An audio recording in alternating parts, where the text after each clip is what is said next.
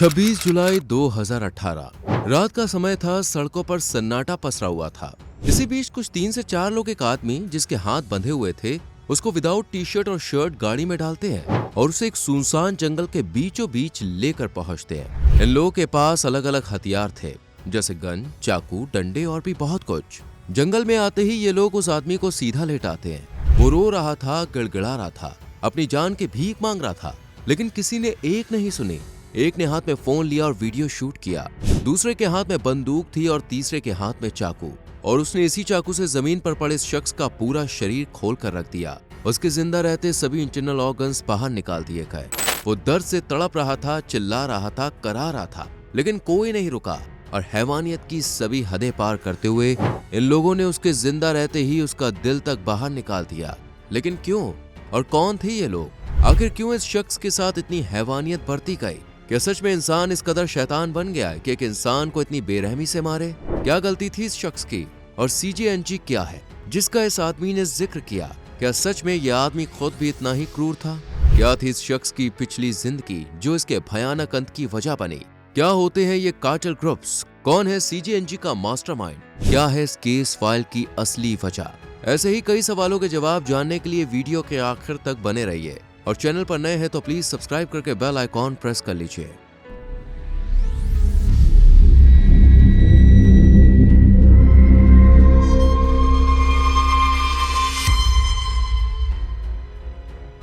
दोस्तों, mythological stories को अगर आप पढ़ते हैं तो आप समझ पाएंगे कि हम कलयुग में जी रहे हैं, यानी कि एक ऐसा युग जहां इंसान क्रूरता के मामले में किसी मॉन्स्टर को भी पीछे छोड़ सकता है। अब वैसे तो हमें ये कहने सुनने वाली बात लगती है, लेकिन आज जिस केस फाइल को हम डिस्कस कर रहे हैं वो आपको प्रूव करेगा कि इंसान का असली रूप वाकई में कितना खतरनाक है। Federico Ábalos Sánchez, mi apodo es Siri.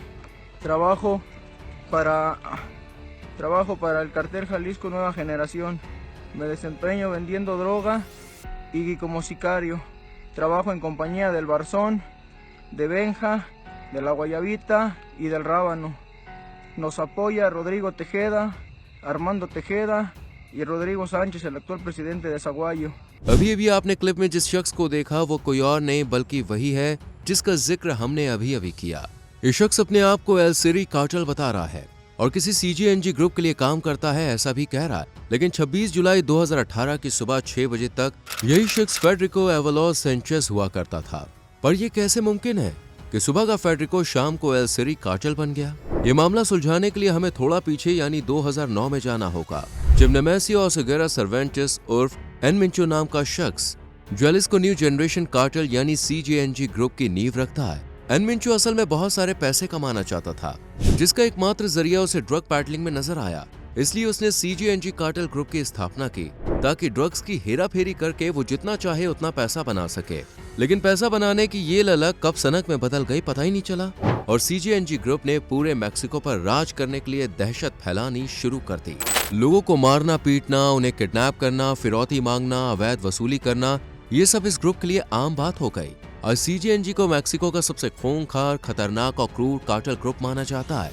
अब यहाँ कार्टेल क्या है ये समझने के लिए हम अपने मुंबई को देख सकते हैं, जहाँ 1980 के दशक में अंडरवर्ल्ड का राज हुआ करता था और कई छोटी बड़ी गैंग पूरे मुंबई पर अपना राज करने के लिए मासूम, निहत्थे, रिचेस्ट या जो भी निशाने पर आए उसे मार दिया करती थी, ताकि पूरे मुंबई में उन्हीं का सिक्का चले और लोग उस गैंग से दहशत खाएं। कुछ ऐसी गैंग्स बीते लंबे समय से नॉर्थ अमेरिका के मैक्सिको में भी एक्टिव हैं, लेकिन सही मायने में देखें तो ये मुंबई के अंडरवर्ल्ड डॉन से कई गुना ज्यादा खतरनाक, बेरहम और निर्दयी हैं, जो लोगों को इतनी बेरहमी से मारते हैं कि देखने वालों की रूह तक कांप जाए।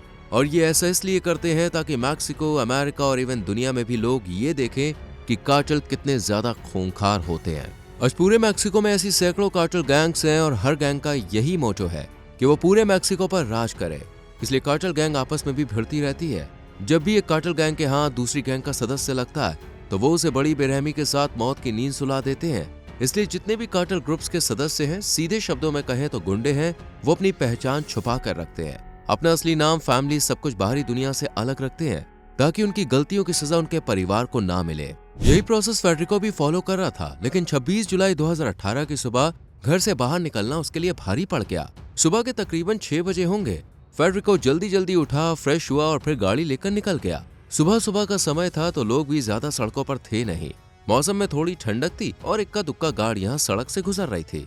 फेडरिको भी मस्त आगे बढ़ता जा रहा था कि तभी उसने नोटिस किया कि पीछे एक साथ कई गाड़ियों का काफिला आ रहा है। उसने सोचा होगा कोई वीआईपी है जिसके लिए इतनी गाड़ियां हैं, और ये नॉर्मल ही था, इसलिए उसने इतना ध्यान नहीं दिया और चलता रहा। लेकिन एक एक कर वो सभी गाड़ियां फेडरिको से आगे निकल गईं और सीधी डायरेक्शन में जाने की जगह फेडरिको की गाड़ी के आगे एक एक कर तिरछी खड़ी होती चली गई। फेडरिको ने भी तुरंत ब्रेक्स लगाए, लेकिन अब उसकी सांसें चढ़ रही थी क्योंकि उन गाड़ियों में से हथियार से लैस लोग उतरकर फेडरिको की तरफ आ रहे थे। वो उसकी गाड़ी के पास आए, हथियारों के दम पर उसे गाड़ी से बाहर निकाला और अपने साथ अपने अड्डे पर लेकर पहुंचे, जहां फेडरिको को पता चला कि ये CJNG कार्टेल ग्रुप के दुश्मन लॉस वेगास कार्टेल ग्रुप के मेंबर है और फिलहाल वो इसी कार्टेल गैंग के अड्डे पर है, जिसे CJNG के बाद मैक्सिको का दूसरा सबसे क्रूर और खूनी गैंग माना जाता है। हैरानी की बात यह है कि इस कार्टेल ग्रुप को एक सरकारी ऑफिसर ने स्थापित किया था। जी हाँ, एक सरकारी ऑफिसर ने। असल में 2009 के बाद CJNG ग्रुप ने पूरे मैक्सिको में अपना आतंक फैला दिया था। इनके पास स्नाइपर, गन, टैंक, चाकू और लगभग हर वो हथियार है जो US आर्मी के पास होते हैं। इनफैक्ट ये क्लिप जो आपने देखी, ये US आर्मी की नहीं है बल्कि CJNG ग्रुप की ही क्लिप है, जिसके हर मेंबर के पास हैवी राइफल्स, स्नाइपर्स सब कुछ होता है और इन्हें ट्रेनिंग भी बिल्कुल मिलिट्री ऑफिसर्स की तरह ही दी जाती है। CJNG के बाद कई और कार्टेल्स ग्रुप बने और मैक्सिको में क्राइम आग की तरह फैल गया और CJNG के साथ एक कार्टेल गैंग और सामने आया जिसका नाम था नाइट्स टेम्पलर कार्टेल ग्रुप। इसी गैंग को पकड़ने के लिए 2014 में अल्फ्रेडो कास्टिलो सर्वेंटस ने लॉस वेगास कार्टेल ग्रुप की शुरुआत की, लेकिन कुछ गलत मेंबर्स की वजह से ये भी मैक्सिको के खूनी कार्टेल्स ग्रुप में शुमार हो गया और समय समय पर अपनी राइवल गैंग्स के मेंबर्स मारने लगा, जिसमें से एक बना फेडरिको, जिसे 26 जुलाई की उस सुबह लॉस वेगास के अड्डे पर ले जाने के बाद बुरी तरह से पीटा गया। यहाँ मौजूद हर शख्स के हाथ में गन, चाकू, राइफल, स्नाइपर और दूसरे कई घातक हथियारों सहित कई सारे डंडे भी मौजूद थे, जिनसे फेडरिको को बुरी तरह से मारा गया और जो कुछ भी पूछना था, जानना था, वो सब पूछ लिया गया। सुबह से शाम हो गई लेकिन फेडरिको को रिहा नहीं किया गया, उल्टा उसे अलग अलग तरीकों से टॉर्चर किया गया। लेकिन ये तो सिर्फ ट्रेलर था, क्योंकि शाम होते ही लॉस वेगास कार्टेल गैंग के 4 मेंबर फेडरिको को जंगल में लेकर गए, जहां फेडरिको की डर के मारे हालत खराब हो रही थी, क्योंकि उसे पता था कि अब उसके साथ बहुत बुरा होने वाला है। इसलिए फेडरिको रोने लगा, वो गिड़गिड़ाने लगा। उसने CJNG कार्टेल गैंग के बारे में जितनी भी इंफॉर्मेशन थी वो सब देने की बात कही। इतना ही नहीं, उसने अपना असली नाम बताया जो एल सिरी था, और क्योंकि वो एक कार्टेल था तो इस तरह उसका पूरा नाम हुआ एल सिरी कार्टेल। उसने बताया कि वो CJNG ग्रुप के लिए काम करता है और अगर लॉस वेगास वाले चाहें तो वो CJNG को छोड़कर उनके लिए काम करने के लिए रेडी है। वो CJNG से जुड़ी जितनी भी खुफिया जानकारी है सभी देने के लिए रेडी है। इनफैक्ट सिरी ने यह भी बताया कि वो सुबह सुबह ड्रग्स की डिलीवरी करने के लिए जा रहा था। उसकी कार में ढेर सारा ड्रग है जो CJNG कार्टेल गैंग का है, लेकिन वो सारा ड्रग लॉस वेगास वालों को देने को रेडी है, बस उसकी जान बख्श दी जाए। इस वीडियो में सिरी के चेहरे पर डर साफ नजर आ रहा है, क्योंकि ये क्लिप सिर्फ इतनी ही नहीं है बल्कि इसके आगे इंसान की शक्ल में शैतान का वो रूप है जिसे देखकर आप अंदर तक हिल जाएंगे, क्योंकि आगे इस क्लिप में कुल 4 लोग नजर आते हैं, जिनके बीच में एल सिरी बैठा हुआ है, जिसके हाथ पीछे की तरफ बंधे हुए हैं। ये लोग सिरी को जमीन पर लेटा देते हैं और इनमें से एक उसके चेहरे और बॉडी पर टॉर्च मारता है, क्योंकि आधी रात थी तो अंधेरा बहुत ज्यादा था। इसके बाद एक शख्स फोन से वीडियो रिकॉर्डिंग करता है और दूसरा हाथ में बंदूक लिए सिरी की गर्दन पर वार करता है, जिस वजह से वो रोने लगता है। इसके बाद तीसरा शख्स जिसके हाथ में नाइफ था वो सिरी की बॉडी पर सीने से लेकर नीचे तक कट लगाता है, जिस वजह से सिरी दर्द के मारे बिलबिला जाता है और जोर जोर से चीखने लगता है। लेकिन रहम नाम की चीज तो मानो किसी कार्टेल ग्रुप के पास है ही नहीं। वो नीचे से दोबारा इस कट को ऊपर की ओर ले जाता है, लेकिन सिरी हार नहीं मानता और दर्द में होने के बावजूद अपने घुटने बार बार छाती से लगाता है। लेकिन सिरी के ऐसा करते ही ये लोग उसके पैरों को सीधा करते हैं और फिर वही आदमी आगे का प्रोसेस शुरू करता है और सिरी के शरीर पर एक रेक्टेंगल कट लगाता है।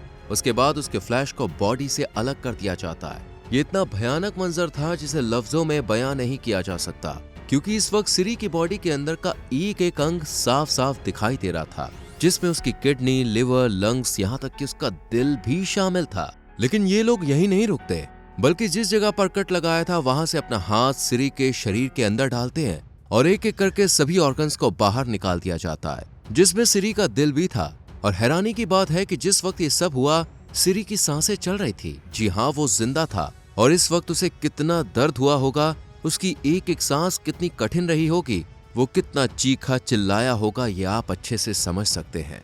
एक वक्त ऐसा भी आया जब सिरी जिंदगी नहीं बल्कि ऊपर वाले से मौत की भीख मांग रहा था, लेकिन उसे वो भी नसीब नहीं हुई। ये क्लिप जिसने भी देखी उसके पैरों तले जमीन खिसक गई, क्योंकि क्लिप में सब कुछ साफ साफ नजर आ रहा था, मानो कोई ब्रूटैलिटी से भरी मूवी शूट कर रहे हो। इंसान का मॉन्स्टर जैसा ये रूप देखकर व्यूवर्स भी हैरान रह गए और कमेंट्स कुछ ऐसे आए। इतना ही नहीं, 27 जुलाई के लगभग जब पुलिस को सिरी की बॉडी मिली तो पुलिस भी दंग रह गई कि ये इंसान का कौन सा रूप है, क्योंकि इतनी हैवानियत तो शायद जानवर भी नहीं कर सकता। हालांकि जब इस पूरे मामले को समझा गया और सिरी के बारे में इंफॉर्मेशन निकाली गई तो पता चला कि सिरी इससे भी ज्यादा खूंखार था। जी हाँ, सही सुन रहे हैं आप। सिरी के साथ जितनी क्रूरता हुई, सिरी दूसरी कार्टेल गैंग के मेंबर्स के साथ इससे भी ज्यादा हैवानियत दिखाता था। बात सिरी की करें तो वो बीते कई सालों से सीजेएनजी गैंग के साथ जुड़ा हुआ था। जल्दी पैसा बनाने की इच्छा, बड़ा बनने का जुनून सिरी को इस लाइन में लेकर आया और वो ड्रग, धमकी, किलिंग जैसे एक के बाद एक क्राइम करता चला गया। उसने लास वेगास गैंग के कई सदस्यों को भी उठाया और उन्हें बड़ी बेरहमी से मार डाला। किसी के हाथ अलग किए तो किसी की आंखें, और ना जाने कितनी ही दरिंदगी उनके शरीरों के साथ बढ़ती गई, लेकिन उसे कभी दया नहीं आई और वो इस दलदल में धंसता ही चला गया। हालांकि वो जानता था कि उसका अंत भी इतना ही दर्दनाक हो सकता है, इसलिए अपनी मौत के डर से सिरी ने कार्टेल गैंग के सभी उसूल तक तोड़ डाले। दरअसल एक कार्टेल गैंग में कुछ नियम होते हैं, जैसे इससे जुड़े मेंबर्स को निडर होना चाहिए, फिर चाहे सामने मौत ही क्यों ना हो। वो कभी भी अपने गैंग के सीक्रेट दूसरे गैंग के साथ शेयर नहीं कर सकता, और ऐसा किया तो इसकी सजा सीधा मौत होती है। इसके अलावा एक कार्टेल कभी भी अपनी गैंग को छोड़कर दूसरी गैंग से नहीं जुड़ सकता, और अगर वो ऐसा करता है तो उसी के कार्टेल वाले लोग उसे मार देंगे। और अगर कभी ये कार्टेल दूसरी कार्टेल गैंग के हाथ लग जाए तो गलती से भी खुफिया जानकारी शेयर ना करे, भले ही कितने ही दर्द में क्यों ना हो। लेकिन इस दर्द से बचने और अपनी जान बचाने के लिए 26 जुलाई की शाम सिरी ने सीजेएनजी को छोड़कर लॉस वेगास का मेंबर बनने की भी हामी भर दी, जबकि वो जानता था कि चाहे कितनी भी मिन्नतें कर लें, कितना भी गिड़गिड़ा लें, ये लोग उसे नहीं छोड़ेंगे, क्योंकि सिरी ने भी किसी को नहीं छोड़ा था, फिर चाहे वो किसी कार्टेल गैंग का हो या फिर कोई मासूम। उसके गिड़गिड़ाने के बावजूद सिरी ने उन्हें बेरहमी से मार डाला। हालांकि सिरी ये भी जानता था कि अगर गलती से भी अपने मतलब के लिए इन लोगों ने इसे छोड़ दिया तो सीजेएनजी कार्टेल गैंग वाले उसे नहीं छोड़ेंगे, वो उसे ढूंढ के मार डालेंगे। यानी दोनों ही केसेस में सिरी के नाम सिर्फ मौत थी, जो उसे बड़ी दर्दनाक तरह से मिली।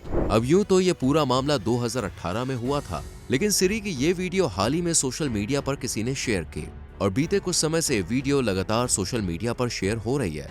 खुद अमेरिकन सरकार भी इन कार्टेल्स की दरिंदगी देखकर हैरान है, जैसे कि 2017 में परेशान थी, जब बढ़ती कार्टेल्स गैंग ने पूरे मैक्सिको में हाहाकार मचा दिया था। महज एक साल के अंदर 31,000 के लगभग लोग मारे गए थे, जिनमें बच्चे, बड़े, बूढ़े सब शामिल थे।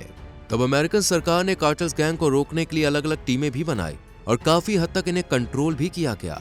तकरीबन 1,21,000 कार्टेल्स को हिरासत में लिया गया, जिनमें से हजारों किसी न किसी क्राइम में दोषी भी पाए गए।